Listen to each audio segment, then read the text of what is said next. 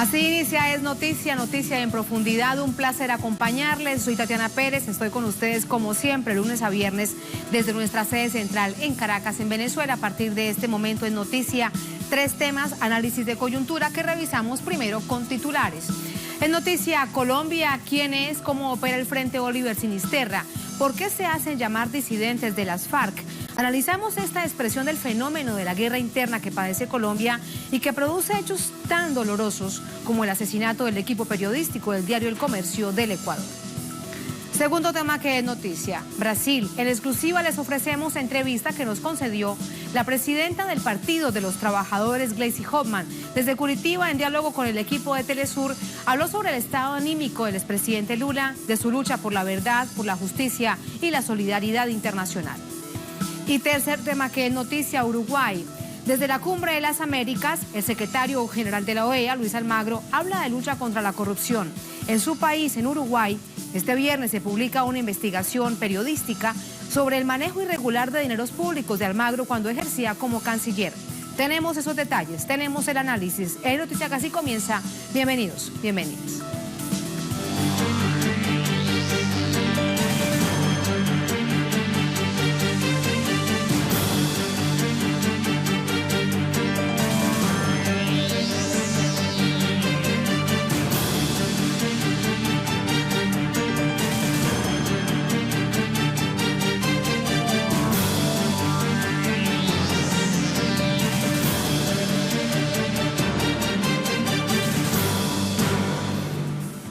En Noticia Colombia, este viernes fue confirmado el asesinato del equipo periodístico del diario El Comercio, secuestrado el pasado 26 de marzo en Ecuador.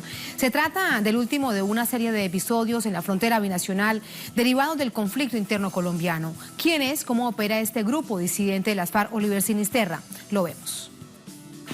Este viernes, el presidente ecuatoriano Lenín Moreno confirmó la muerte del equipo de periodistas del diario El Comercio secuestrado en la provincia de Esmeraldas. Moreno señaló que los criminales nunca tuvieron la voluntad de entregar con vida a los periodistas. El grupo armado disidente de las FARC, autodenominado Frente Oliver Sinisterra, aseguró en un comunicado que la muerte de los ciudadanos ecuatorianos ocurrió en medio de un intento fallido de rescate emprendido por fuerzas militares de ambos países. Según una investigación de la Fundación Ideas para la Paz, que será publicada este domingo, dicho grupo cuenta con 450 o 500 exmiembros de las FARC que decidieron mantenerse en armas al estar en desacuerdo con las negociaciones de paz entre las FARC y el gobierno de Santos. Su máximo jefe, Walter Artizala, conocido como Guacho, militó en las FARC durante 10 años antes de la dejación de armas. El grupo tomó su nombre de Óscar Armando Sinisterra, alias Oliver, guerrillero asesinado por la Armada colombiana durante las negociaciones de La Habana. El departamento colombiano de Nariño, fronterizo con Ecuador, concentra la mayor área de sembradíos de coca y tiene una estratégica salida hacia el Pacífico para transportar la droga hacia Estados Unidos. Tras la entrega de armas por parte de las FARC, múltiples grupos armados se disputan el control de la región y han generado un violento reacomodo que derivó en la exportación del conflicto colombiano hacia Ecuador. El Frente Oliver Sinisterra se financia a través del narcotráfico, asegurando privilegiadas zonas rurales de Nariño en las que controla y resguarda puntos fluviales de embarque y hace labores de inteligencia sobre quienes entran y salen de ellas. Asimismo, se conoció que ha recuperado caletas con armamento de las antiguas FARC. Así nos vamos con el análisis. Para ello nos acompaña Camilo González Pozo, director de Indepaz desde Bogotá, la capital colombiana. Doctor Pozo, buenas noches, bienvenido. Sí, muy buenas noches para ustedes, Tatiana. Muchas gracias. Doctor Pozo, primero es tratar de entender cómo este fenómeno colombiano traspasa la frontera y produce una situación de estas, tan dolorosa para el pueblo ecuatoriano. Pues en realidad la situación de la frontera pues ha tenido siempre una movilidad para el narcotráfico por el río Mataje, el río Mira, es decir, es una situación muy porosa que viene de atrás. Lo que sucede es que después de lo que fue la dejación de armas de las FARC y el repliegue de esa zona, algunos remanentes, residuos de esa dejación de armas se mantuvieron y restablecieron los nexos con las mafias del narcotráfico, tanto a nivel regional ahí en el Pacífico como a nivel internacional. Y este es un reagrupamiento precisamente que está encabezado por un ecuatoriano, que está integrado también por colombianos y que pues de todas maneras se ha sobredimensionado. No es muy probable que tenga esas cifras cercanas a 500 efectivos, es un grupo más pequeño, pero de todas maneras pues se vuelve poderoso en la medida en que tiene detrás una estructura mafiosa, que es la estructura de la cadena del narcotráfico que va por todo el Pacífico y que tiene sus conexiones centrales con los carteles mexicanos. Entonces, de eso se trata. Yo creo que es un remanente, una actividad residual que se está recomponiendo para restablecer rutas, no solamente en el puerto colombiano de Tumaco, sino también en la zona de Esmeraldas en el Ecuador.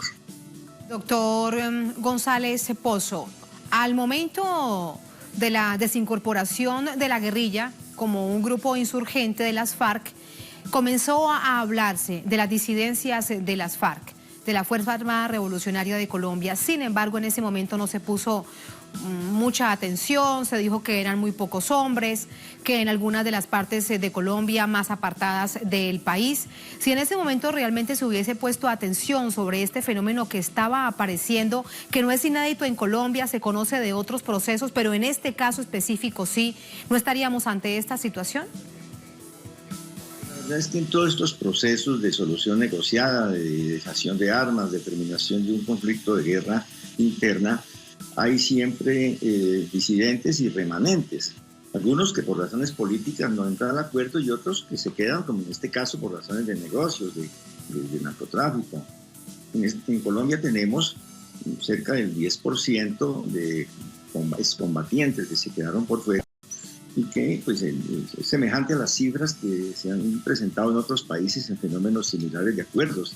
Mira, aquí no estamos ante una situación extraordinaria de recomposición de una nueva guerrilla, pero sí una situación que, por supuesto, de más de 1.000 hombres, algunos calculan que 1.500 efectivos, pero no solamente en disidencias, eso es muy heterogéneo, porque una cosa es en el Oriente, que es una disidencia que no entró en el acuerdo y que tiene unos comandantes de vieja data de jerarquía en las FARC, y que de todas maneras están encadenados con negocios de narcotráfico, pero que mantienen un discurso político, y pequeños grupos, son cerca de 18 pequeños grupos en regiones periféricas y sobre todo de frontera, que se reagrupan para mantener negocios ilegales de oro, de narcotráfico y otros negocios de rentas ilegales, y que pues son un problema, por supuesto, sobre todo en la frontera. Yo creo que la situación de la frontera con Venezuela y de la frontera con Ecuador pues son dos situaciones críticas, mucho más críticas lo que se está presentando en el Ecuador por la incursión y la pretensión de este frente, que se hace llamar Oliver Sinisterra, de restablecer un territorio, de asentarse, teniendo una retaguardia fuerte y unas rutas para el negocio del narcotráfico en el Ecuador. Yo creo que estamos en esa situación y un reto con un acto terrorista y unas acciones completamente demenciales por parte de un grupo que es esencialmente un grupo delincuencial. O sea, no es un grupo rebelde, no es una guerrilla que se va a levantar contra el Estado ecuatoriano, pero sí que tiene una capacidad de desestabilización porque no tiene ideología, porque es capaz de, sin ningún tipo de contenedores, es capaz de cometer actos como este atroz que acaba de cometer con el homicidio de los 3 periodistas. Claro, esa es una situación muy, muy lamentable. ¿Cómo debe actuar el gobierno colombiano? Si bien hay una postura del gobierno ecuatoriano que es directamente la víctima, los 3 trabajadores del diario El Comercio son los 3 ecuatorianos, ¿cómo debe actuar el gobierno colombiano? Porque hemos visto históricamente que las decisiones que se toman son netamente militares. ¿Qué tiene que pasar en esos territorios, doctor González Pozo? Pues la verdad que el gobierno colombiano tiene una tarea enorme en toda esa región. Ahí han tenido cerca de 46.000 hectáreas de sembrados de coca, y la exportación anual en ciertos momentos ha sobrepasado los 300 toneladas ahora de cocaína, ahora puede acercarse a 180 con las actividades que ha hecho el gobierno. Entonces allí lo que tiene que hacer el gobierno es, en alianza con la población, en alianza con los campesinos que han dicho que sí, que abandonan esos cultivos, en alianza con todos estos factores institucionales, desarticular las estructuras y las economías que sustentan todo ese negocio, es decir, quitarle el oxígeno a estos grupos armados. Y si solamente se interpreta que es una acción de tipo militar y que es un combate capturar o dar de baja objetivos de alto valor, como aquí les llaman, pues le está dejando las estructuras fundamentales. Y esas estructuras tienen que desmantelarse, pero apoyando a la población. Claro, pero fíjese usted una cosa, doctor Pozo, y es que en este punto es muy sensible en términos de la población nariñense, en particular de Tumaco. ¿Por qué? Hay presencia de cultivos de coca, hay un grupo que quiere unirse al Plan Nacional de Sustitución de Cultivos de Uso Ilícito, pero también por eso se han registrado amenazas, asesinatos, desplazamientos. Así que en este momento, si nos ponemos en los zapatos de ese pueblo, debe estar muy asustado, muy temeroso de avanzar en términos de esa restitución de cultivos de manera voluntaria. Por supuesto, porque todos estos grupos, solo ahí hay varios municipios, son 12 municipios, no solamente este municipio de Tumaco, y hay como 14 bandas, pequeñas bandas de 50, 60, 20 efectivos armados que son pandillas, pero que están a disposición del narcotráfico, que viven de eso, y campesinos, son cerca de, no sé, perfectamente 60.000 familias en todos esos 11 municipios que han sembrado la coca y que han vivido de eso porque no tienen alternativa. Toda esa población está diciendo en el gobierno colombiano, estamos por entrar al programa. Pero ese programa tiene que ser un programa real, que fluya con alimentos, con dinero, con inversiones, con opciones para la gente, de modo que no sea solamente un plan de militarización.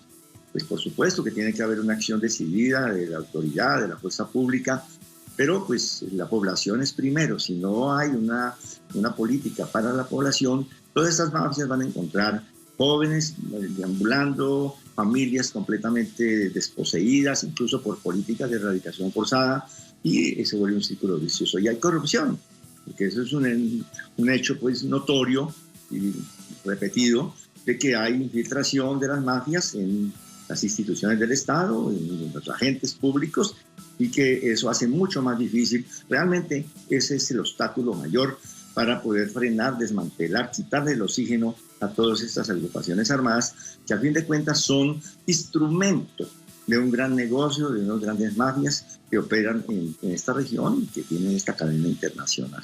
Y que alejan tanto de ese anhelo de paz para Colombia. Brevemente, doctor González Pozo, para despedirlo, para el gobierno y para el pueblo ecuatoriano, que no sabe qué es vivir con más de 50 años de guerra interna, toda esta situación realmente es nueva y golpea, y de qué manera es totalmente entendible, de qué manera debe actuar su gobierno. Pues la verdad, Ecuador no está ante un fenómeno de insurgencia, de guerrilla, lo que está es un fenómeno de presencia de grupos armados y en cabeza de este frente Sinisterra, que quieren sentar base en el Ecuador para sus negocios de narcotráfico. Y yo creo que tiene que ser tratado como tal, como grupos delincuenciales de criminalidad internacional, y con una gran protección y una gran alianza con la población. No caer en la tentación de la guerra contra insurgente, con todas las estrategias de bombardeo, de militarización de territorios, de desplazamientos, de todo eso que Colombia ha sufrido durante tanto tiempo. Yo creo que Ecuador no lo va a aprender ni a ejecutar, y por el contrario, contar con una gran solidaridad también de Colombia, de las autoridades, de la fuerza pública, de la sociedad colombiana, porque pues es un fenómeno que a todos nos concierne. Muchísimas gracias, doctor González, por ese análisis. Buenas noches. Muy buenas noches. Muy buenas noches. Un saludo para usted. Ahí está entonces esta situación. Esto es un punto, una arista fundamental, entender qué son, a qué se refieren ese grupo de disidentes de las FARC. Ellos dicen que mantienen la ideología insurgente de la otrora guerrilla de la Fuerza Armada Revolucionaria de Colombia, tanto gobierno colombiano como gobierno ecuatoriano. También lo dicen varios expertos, como el que teníamos, el doctor González, Camilo Pozo, que tiene tanto conocimiento del conflicto armado interno. Se trata de bandas criminales al servicio del tráfico de drogas a nivel internacional. Así nos vamos a la primera pausa en esta emisión de Noticia. Al volver, en Noticia Brasil, en exclusiva les ofrecemos la entrevista que nos concedió la presidenta del Partido de los Trabajadores, Gleisi Hoffmann. Lo hizo desde Curitiba, en un diálogo con el equipo de Telesur, con André Vieira. Habló sobre el estado anímico del expresidente Lula, de su lucha por la verdad, la justicia y la solidaridad internacional. Después de la pausa venimos con esto aquí en el Noticia.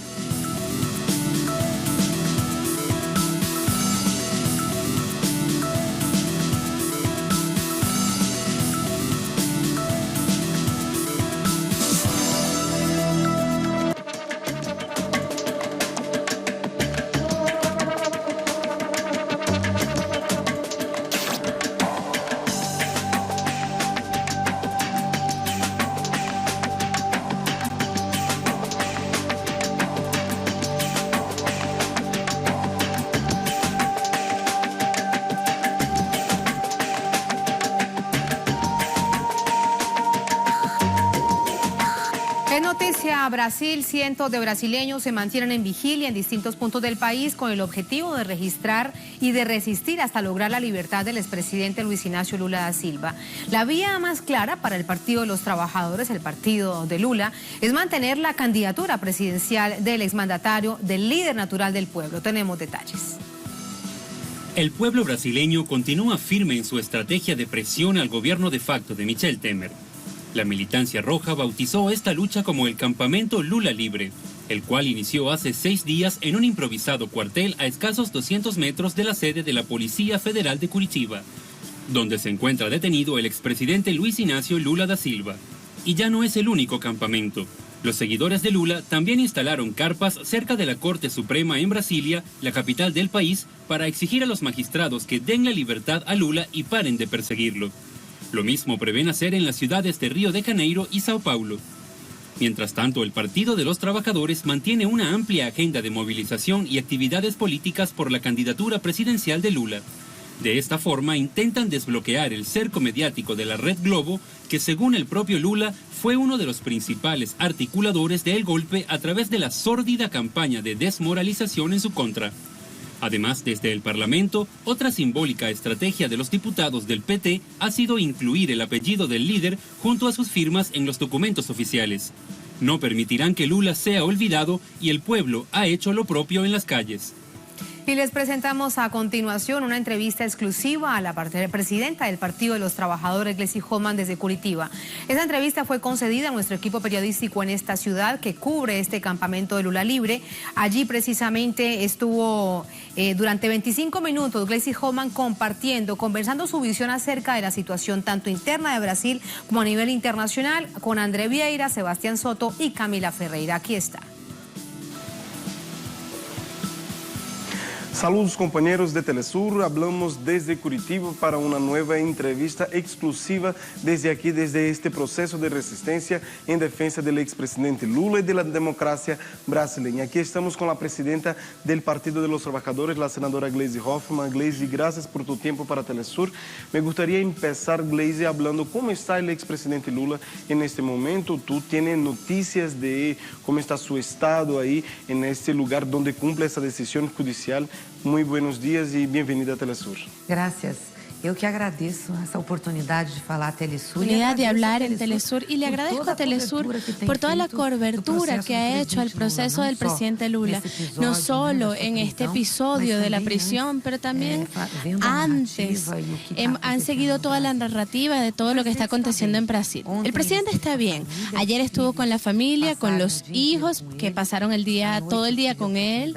En la noche tuve la oportunidad de verlos y me dijeron que bueno, que su papá estaba muy feliz de estar ahí con ellos, ha descansado, ha leído libros y ha acompañado de cierta forma y en la medida de lo posible los acontecimientos que están pasando aquí afuera. Claro, quiere saber noticias, quiere saber cómo estamos, cómo están todas las personas, pero los hijos estuvieron bien satisfechos con la visita, que las instalaciones donde está Lula son adecuadas, etcétera, pero están preocupados porque a pesar de que las instalaciones son adecuadas, él está muy solo, se ha quedado muy solo.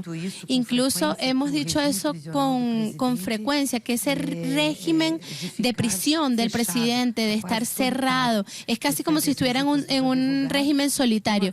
Es solamente la visita de los abogados y una vez por semana está recibiendo la visita de los familiares. No se permite otra visita y eso es preocupante. Pero bueno, en términos generales está bien. Es un tratamiento normal. Tú eres abogada también, tú conoces también la cuestión judicial en torno de los detenidos. ¿Es una cuestión normal o nosotros podemos interpretar como una cosa política también? Yo creo que es una situación política, porque la ley de excepción penal en Brasil prevé que esa persona que está presa puede recibir la visita de los abogados, de los familiares y de sus amigos, que esos amigos, bueno, pasan por toda una requisa, etcétera. Pero esos son amigos que también pueden ir. Nosotros solicitamos 9 gobernadores, 13 senadores para ver si el presidente Lula quería tener la visita o no, y la juez determinó de una vez que no puede haber visita, y además planteó que eso sería como un privilegio, que sería caracterizado como un privilegio. No puede ser un privilegio si la ley determina que eso es un derecho. Entonces eso nos preocupa. Hay varias personas que están pidiendo la visita para el presidente Lula, están entregando los requisitos, inclusive yo, como presidenta del partido, como la persona que ha hablado públicamente por él, no he conseguido aún acceso al presidente. También de la solidaridad. Si podemos hablar específicamente de las cartas también que la gente está escribiendo, no solamente aquí de Curitiba, mas también de todo Brasil y de todo el mundo, que llegan cartas. ¿Cómo Lula ha recibido este cariño en forma de texto? Bueno, sí, él está sintiéndose muy protegido, está sintiendo mucho la solidaridad y se ha emocionado mucho con todo eso. Son muchas cartas. Algunas van para la sede del Partido de los Trabajadores o la sede del Instituto Lula o de la sede de la Policía Federal. Los abogados le informan, se la llevan, y eso le ha hecho mucho bien al presidente porque él sabe que no está solo. No solamente en relación a la carta, sino también con respecto a la vigilia que hemos tenido aquí en Curitiba. Es una vigilia que ha aumentado cada vez más. No solamente militantes del PT, sino también personas que se han organizado para venir acá. Vienen caravanas, vienen montones de personas que no tienen ese vínculo con la política militante, sino simplemente porque le gusta el presidente Lula, porque quieren estar aquí, porque quieren solidarizarse con ellos, y es un proceso muy lindo. Desde donde estás, ¿tú nos puedes explicar un poco sobre esto? Sí, escucha. Los hijos del presidente ayer nos dijeron que escucharon varias veces cuando se hablaba al lado en el campamento, y cuando se habla fuerte en el micrófono, cuando se dice, cuando hay muchas personas hablando, diciendo algunas palabras, una frase, se escucha. Él ha escuchado buenos días, buenas noches, algunos pronunciamientos. Él sabe que ahí hay toda una movilización, una vigilia para su libertad. Si podemos explicar esta red de solidaridad que se formó alrededor de Lula da Silva y también principalmente de la democracia. Nosotros sabemos que además del PT y de los partidos que estuvieron con ustedes en los gobiernos de Lula, de Dilma, también están partidos que fueron oposición a los gobiernos de ustedes. Si tú nos puedes explicar un poco esta red de solidaridad, tanto en Brasil como también internacionalmente, cómo se está organizando esta solidaridad con Lula y con la democracia de Brasil. Sí, eso ha sido muy importante también, no solamente para Lula, sino también para la democracia brasileña, y creo que para la democracia en América del Sur y la democracia de América Latina. Los partidos de izquierda y de centro izquierda se despertaron en este momento que estamos viviendo y despertaron a la necesidad de tener una unión para enfrentar estos procesos, porque lo que está pasando en Brasil, ese golpe contra la democracia que no se ha llevado a cabo por manos de militares. Sí, hay militares que se han pronunciado en cuanto a eso, pero son sectores de la élite financiera, de la élite empresarial de Brasil. Es un golpe que se ha extendido. Eso es lo que estábamos hablando. Ha habido intentos en Venezuela, en Honduras, en Paraguay, incluso en Argentina. La victoria de Macri electoralmente está trayendo todos estos elementos al país, al gobierno. Entonces todo eso nos preocupa mucho, porque lo que nosotros hemos alcanzado hasta ahora con la democratización de estos países, en términos de derechos del pueblo y de los trabajadores, está siendo amenazado, está siendo botado a la basura. Entonces eso es muy preocupante. En Brasil nosotros tenemos ya una articulación muy fuerte con los partidos de izquierda. Tanto es así que el miércoles, el día 17, se hace un año de esa vergonzosa sesión en la Cámara de Diputados donde hubo el impeachment, el juicio político a la presidenta Dilma. Ahí vamos a tener una movilización también para la defensa de los derechos. Y vamos a tener la formalización de 5 partidos, PSB, PT, etcétera, que van a estar enfrentándose, digamos, van a estar dando su opinión en cuanto a eso, y el presidente Lula de alguna manera va a simbolizar esa lucha. Nosotros ahí tenemos movimientos de trabajadores, intelectuales, científicos, artistas, etcétera, etcétera. Y creo que va a ser un movimiento muy importante. De las acciones judiciales que fueron tomadas en esta primera semana luego de Lula ser llevado a cumplir esta decisión judicial. ¿Cuáles las acciones que los abogados han tomado en esta semana y cuál la expectativa frente a estos recursos? Si tú nos puedes explicar, por ejemplo, de la segunda, de la tercera instancia, de la cuarta instancia, para dónde la defensa está caminando, incluso de las cuestiones de los tribunales internacionales, lo que ha sido hecho en esta semana. Hay un asunto que es más urgente, que es la liberación de Lula. Por lo tanto, trabajar en términos de acciones que lo lleven a salir de la prisión lo más rápido posible es lo más urgente. Intentamos el habeas corpus, que no fue posible. Ahora tenemos todo lo de la constitucionalidad para ver la primera, segunda instancia, para rever eso. Eso se va a ver la semana que viene. Entonces, todas nuestras acciones las estamos llevando a cabo para ese juicio, para esa sentencia, desde el punto de vista jurídico. También tenemos una denuncia en el Comité de los Derechos Humanos en las Naciones Unidas sobre ese proceso, sobre el hecho de que el presidente no tiene de alguna manera sus derechos, no se están cumpliendo con sus derechos, tenemos que utilizar entonces todas las instancias para poderlo liberar. Estamos actuando también en ese sentido. El proceso, digamos, en términos generales, obviamente, está recurso interpuesto contra el acuerdo para el Tribunal Superior de Justicia, que ya es un juicio de mérito, para poder entonces revertir esa situación. No tengo dudas realmente de que ese es un proceso que se va a llevar a cabo para que todo esto se anule. Yo de verdad espero que podamos lograr esa anulación, revertir ese proceso, porque es un proceso sin pruebas, es un proceso que está contaminado y es un proceso en contra del presidente Lula. Es un caso aislado en Brasil, o hay otros procesos como por ejemplo de Cristina Kirchner, de Rafael Correa. ¿Hay alguna relación de lo que está pasando con Lula con lo que está pasando también con estos otros expresidentes y también líderes importantes progresistas de la región? No tengo dudas, definitivamente. ¿Cómo logramos un avance grande de parte de los gobiernos progresistas y populares en América Latina? La parte, digamos, esa ala conservadora vino de una manera muy violenta. Y una de las acciones que esos conservadores y esa derecha ha hecho es la criminalización de la política, especialmente la criminalización de los líderes de izquierda y de centro izquierda. Entonces se judicializa la política y criminaliza a esos líderes. Lo que está pasando con Cristina Kirchner, por ejemplo, es muy semejante a lo que el presidente Lula está pasando en estos momentos. Es decir, para desestabilizar, además de la retirada del poder, es acabar, están intentando acabar con el liderazgo, con esas figuras públicas para que no puedan volver gobiernos con esas características. ¿Y tú piensas que hay alguna relación de Estados Unidos con este proceso, de este intento de desestabilizar a estas figuras importantes para la izquierda de Latinoamérica, pero también para la izquierda mundial?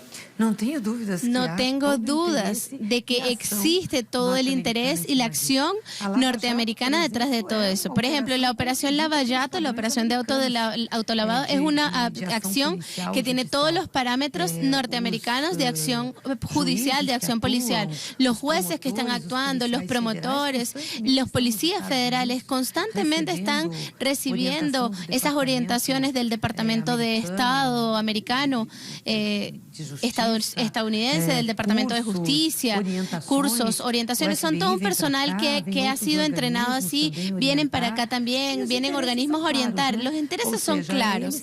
Es decir, ellos tienen el dominio de la parte política de estos países.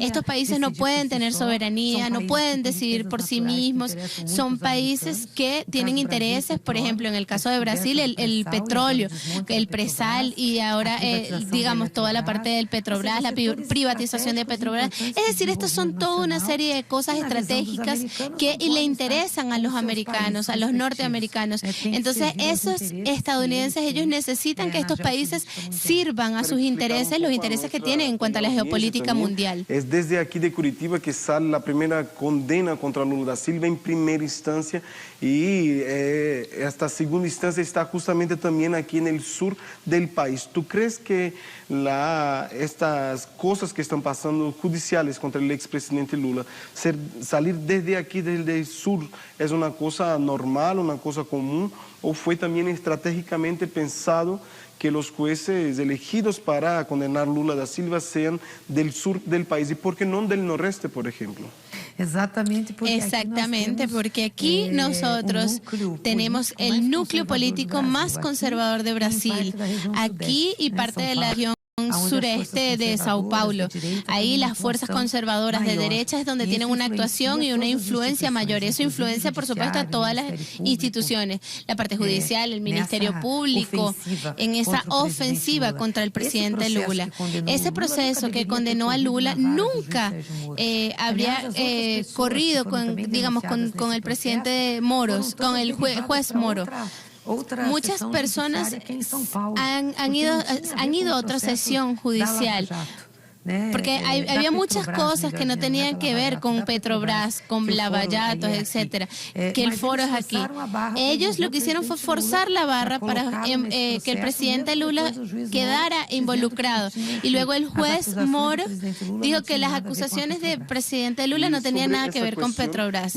Ahí se hizo toda una manipulación. Periodo de la próxima semana se espera ahí este juicio en el Supremo Tribunal Federal. Si tú nos puedes explicar que no es una cosa que tiene relación directa con Lula como pasó en el habeas corpus. Y quería también que si tú puedes comentar sobre este pedido que ustedes han realizado, que primero el debate sea que la tesis y después la cuestión de Lula, y por qué hubo justamente al contrario, al revés, que primero fue debatido la cuestión de Lula, del habeas corpus, que fue rechazado por la Suprema Corte por un voto, y ahora viene este debate. Si tú nos puedes aclarar un poco lo que está pasando y por qué han dicho que ha vencido la estrategia de la ministra Carmen Lúcia.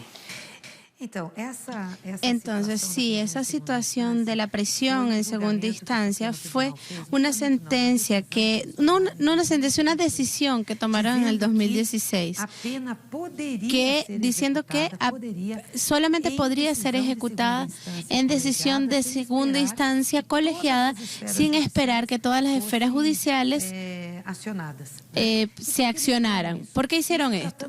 Porque eso, si se trataban de crímenes, por ejemplo, homicidios graves, violaciones, situaciones donde el individuo que cometió el crimen, al estar suelto, representaría un riesgo para la sociedad, o por ejemplo, el castigo estaría muy al frente, muy lejos en el tiempo. Esa decisión está siendo ejecutada y usada de una manera genérica, lo que contradice lo que dicen artículos de nuestra Constitución, donde dice que la persona solamente puede ser condenada, puede tener su pena ejecutada después de recorrer a la última instancia.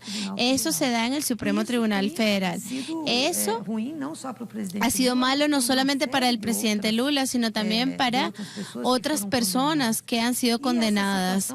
Esa situación comenzó a ser discutida en el Supremo Tribunal Federal, una por un partido político y otra por la Orden de Abogados de Brasil, a través de una acción directa de constitucionalidad para retomar el texto de la Constitución, que el Supremo Tribunal no puede cambiar. ¿Qué es lo que pasa? Que ese Supremo Tribunal, cuando decidió eso en materia de tesis, decidió el habeas corpus que estaba siendo perpetrado. Entonces, ¿qué pasó? Algunos habeas corpus fueron concedidos y otros fueron negados. Una cosa, digamos, muy subjetiva, un asunto muy subjetivo. Por eso es que se decidió repautar este asunto.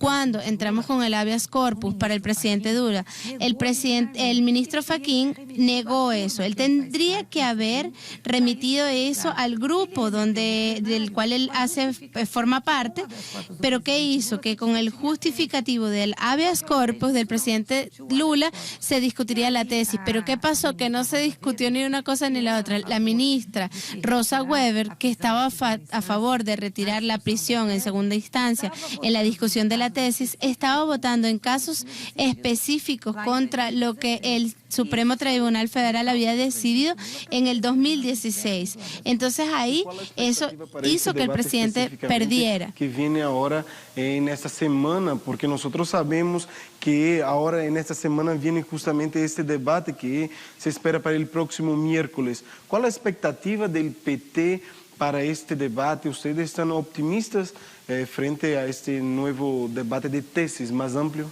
Creo que estamos en la expectativa de que el Supremo Tribunal cumpla su papel de cumplimiento de la Constitución y que los ministros voten efectivamente con lo que se comprometieron y con lo que habían dejado ver en sus posiciones. Vamos a esperar. Yo creo que realmente consigamos restablecer la constitucionalidad de la República. 4 caravanas que el PT estuvo con diferentes personas, con miles de personas, millones de personas han encontrado a lo largo de estas 4 caravanas.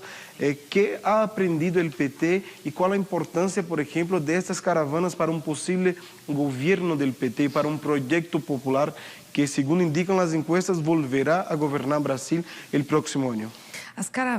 Las caravanas fueron momentos importantísimos de contacto del PT, del presidente Lula con el pueblo brasileño. Faltó una región que no hicimos, que es la región norte, que era para abril y que no fue posible. Pero todas las otras regiones del país las visitamos prácticamente todas, a través de caravanas o a través de la visita del presidente de una manera puntual.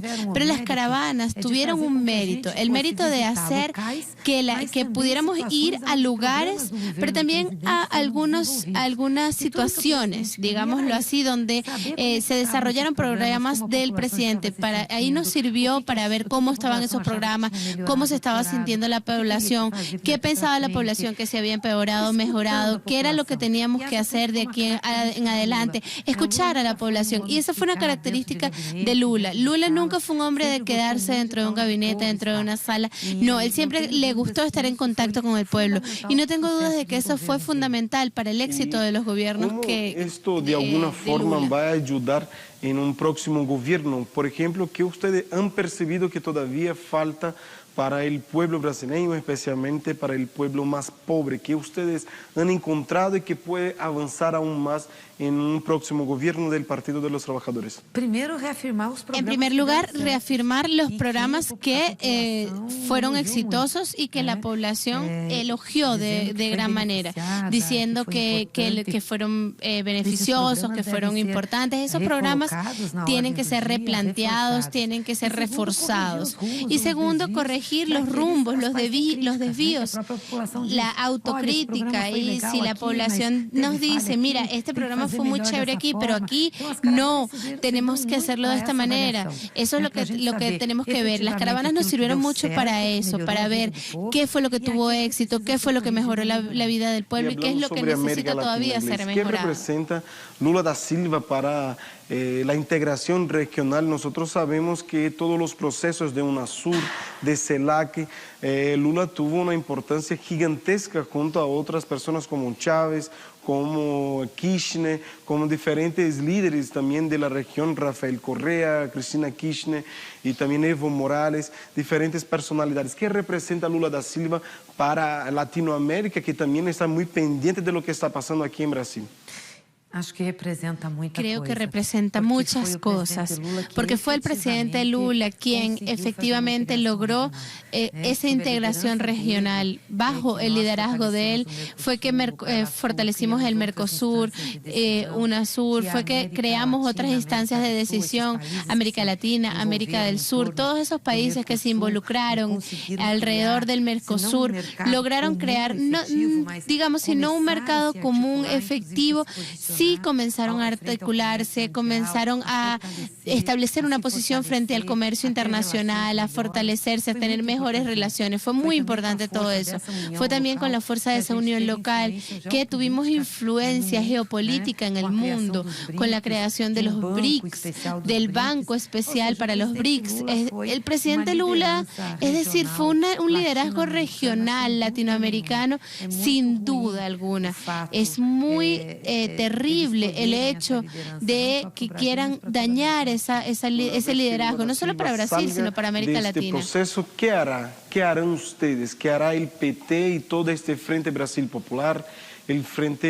Los frentes que acompañan a Lula da Silva, ¿qué harán ustedes luego de pasada este proceso de que Lula da Silva cumple esa decisión judicial?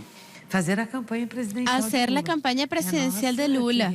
Nosotros queremos que Lula vuelva a gobernar Brasil. Lula es nuestro candidato, lo registramos independientemente de la situación en la que se encuentra. Vamos a hacer su campaña y tengo seguridad de que el presidente va a salir antes de eso y va a disputar las elecciones y va a ganar para poder gobernar de nuevo al pueblo brasileño. En tu primer encuentro, ¿qué dirás tú para Lula? Primero le voy a dar un abrazo, tengo mucha nostalgia, voy a decirle que es bueno verlo nuevamente, oírlo. Realmente sentimos mucha falta de él, nos hace mucha falta. Y bueno, es conversar un poco con él, en segundo lugar, ver qué está haciendo, pedirle orientaciones. Yo sé que él ya tiene informaciones porque, bueno, nosotros le mandamos informes a través de los abogados, etcétera.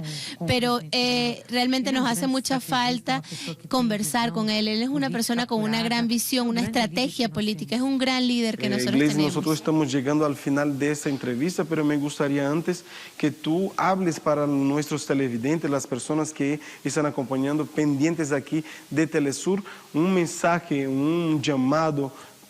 Si tú puedes enviar este mensaje para las personas, para los ciudadanos del mundo que nos acompañan a esta hora aquí por Telesur. Primero, yo quería agradecer las manifestaciones de cariño, de apoyo, de afecto al presidente Lula, no solamente en Brasil, no solamente en Venezuela, en América Latina, sino de todo el mundo. Es impresionante cómo Lula es una figura querida, respetada. Hemos tenido la oportunidad de ver eso ahora por personas del pueblo, pero también por líderes internacionales. En segundo lugar, me gustaría que siguieran acompañando esta situación. Lo que está en riesgo aquí en Brasil no es solamente la libertad de Lula, la vida de Lula, es la democracia brasileña, es lo que nosotros construimos a partir de la Constitución del 88. Y eso tiene que ver con la democracia en América del Sur, con la democracia latinoamericana, con la soberanía, la autodeterminación de los países, con el derecho de los trabajadores. Entonces, la solidaridad en el mundo, ese voltear a ver a Brasil en este momento, es algo muy importante para enfrentar este momento de retroceso y podamos salir victoriosos. Nosotros hablamos con la presidenta del Partido de los Trabajadores, la senadora Gleisi Hoffmann, desde aquí, desde Curitiba, en este proceso de resistencia de las miles de personas que aquí están en Curitiba, pero también en diferentes ciudades de Brasil y del mundo para defender Lula da Silva y la democracia de Brasil. Somos la señal informativa de América Latina. Gracias a Andrea, al equipo técnico y periodístico que se encuentra allí, como los enviados especial de Telesur, de nuestra casa periodística hasta Curitiba, por permitir contarte la visión que tiene la presidenta del Partido de los Trabajadores sobre el encarcelamiento a Lula, todo lo que hay detrás. Muy bien detalló la acción judicial desde la defensa, desde la otra orilla, qué es lo que se pretende hacer con la candidatura, con la figura de Lula como un nuevo presidente, tal como plantean las encuestas para el año 2019. Hay elecciones en este año, en octubre próximo.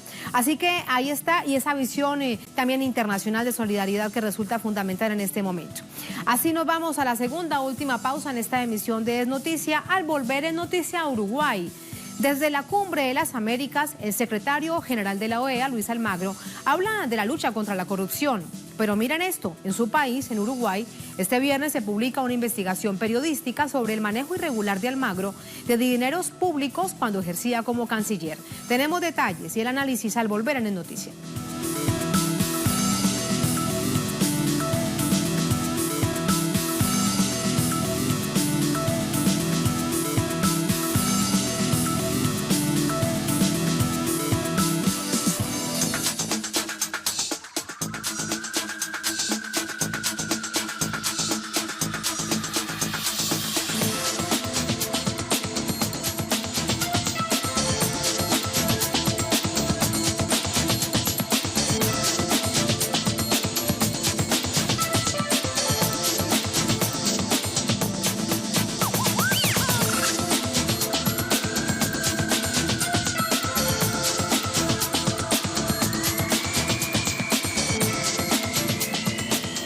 Es noticia Uruguay. Este viernes y sábado se desarrolla en Lima la 8ª Cumbre de las Américas. El evento, encabezado por el secretario general de la OEA, Luis Almagro, tendrá como tema central democracia y corrupción. Paradójicamente, en Uruguay, el país de origen de Almagro, la revista Caras y Caretas da a conocer al detalle cómo Almagro se habría quedado con viáticos durante su gestión como canciller de este país. Revisamos.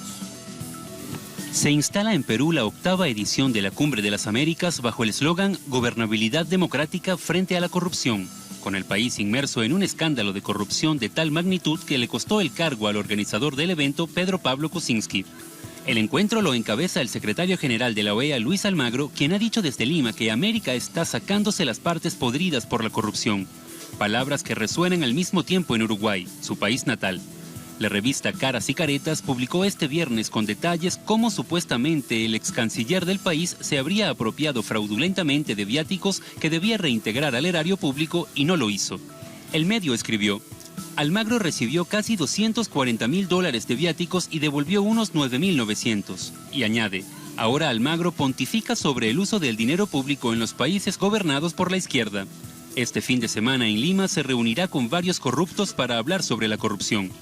Según la revista, la cual presenta las planillas de viáticos como pruebas, Almagro habría comenzado a recibir los viáticos cuando asumió el cargo de canciller en marzo de 2010. De los montos otorgados para ser utilizados en diversos viajes, solo justificó una mínima parte.